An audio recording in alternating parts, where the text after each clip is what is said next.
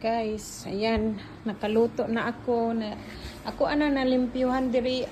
So, mga girls, moabot na sila taod-taod. Kay it's already 6:30. Gi-prepare na nako, guys. Luto na ang ato ang isda. Oh, ang isda naluto na.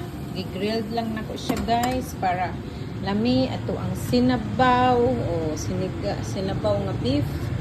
Tapos ito ang humba. Oh, ready na siya tanan, guys. Ug ito ang pansit. It's all ready. So, nagtugna ako.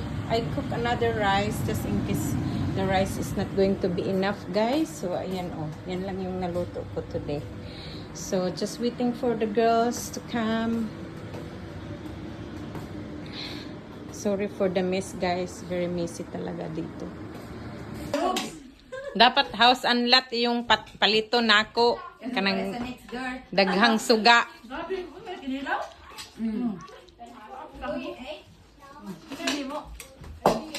Lisod sabsi ko. Unclear. Ang naghimo ng kinilaw.